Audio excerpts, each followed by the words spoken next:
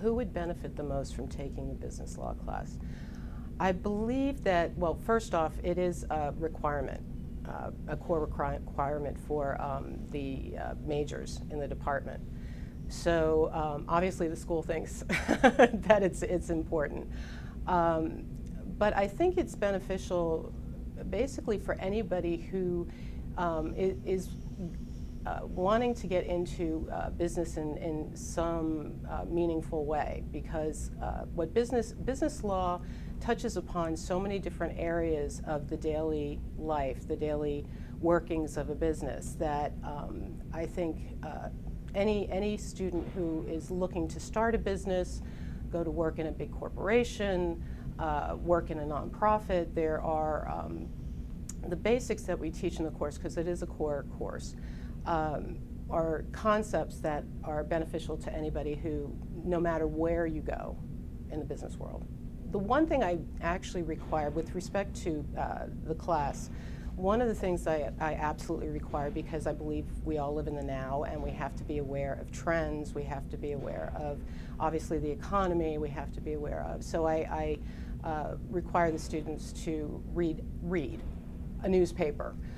It doesn't make a difference what newspaper. Obviously there are certain newspapers that and magazines and that focus more on business than others, but the idea is that in the classroom I really foster discussion. I want them to understand that not everything is black and white. Technology is obviously something that we all have to deal with. It changes at a very, very rapid pace. Unfortunately, the law always doesn't change as quickly as the technology does, so there's a lot of catch-up that gets played. But yes, I do incorporate that. Especially a big portion of the course deals with contracts, and when I relate you know, how contracts can affect people in their daily lives, they say, well, did you go on the internet today? Did you go shopping?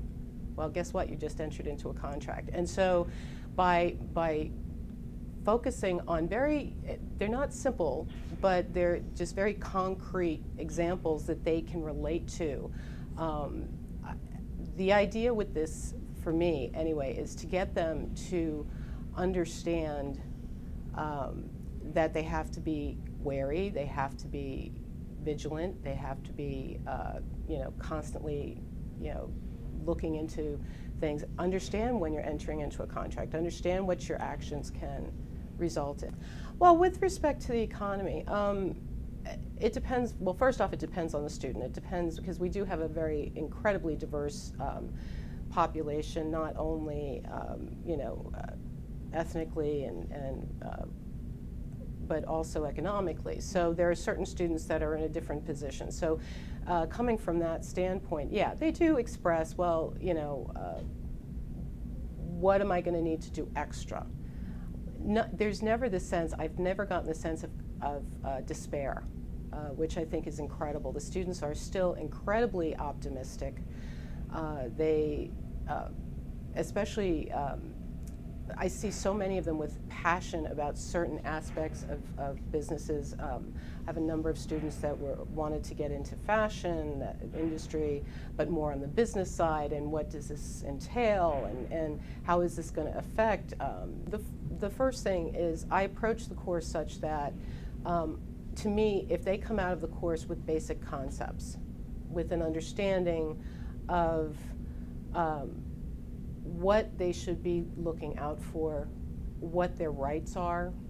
A big part of the course we talk about, you know, the rights of not only individuals but of businesses, and you know, to carry out their business, whatnot. What are the limits? If they can come out with some sort of idea of the boundaries, that's one thing. As I said before, you know, be careful. Make sure you read everything. You know, make sure you continue learning about whatever industry you go into. Learn what the parameters are in the industry. Learn about the laws that affect your particular industry.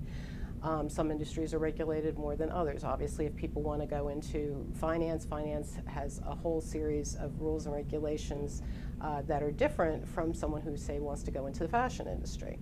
But so be careful, be vigilant, learn to ask for help when you need it. We're a world of people that the only way that you can move forward, it's all about relationships. Language abilities. I believe that it is to the benefit of students if they have a second language. I have a lot of students in my class where English is their second language. I have one student in one of my classes right now who's on his fifth language. I think it only can help you the more that you can converse with, a business counterpart. One of the things when I was general counsel, it was for a company that did international business. So we did business with people in South America, we did business with people in the Middle East, we did business with people in Southeast Asia, and obviously it was easier to work with, especially on the level of when you're on the front line, when you're one of the salespeople or you're one of the customer service people, whatnot. It does make a difference if you can converse and can understand another language. So yes, I absolutely encourage my students to improve, learn if they don't know one. Another language. I truly believe that if you really believe in the law is there to protect people's rights. It's also to protect society from the criminal element, but it's fundamentally there to help people. And to me, considering I'm not particularly good with, gushing blood, so the medical school was kind of out of the picture, it seemed like a good fit.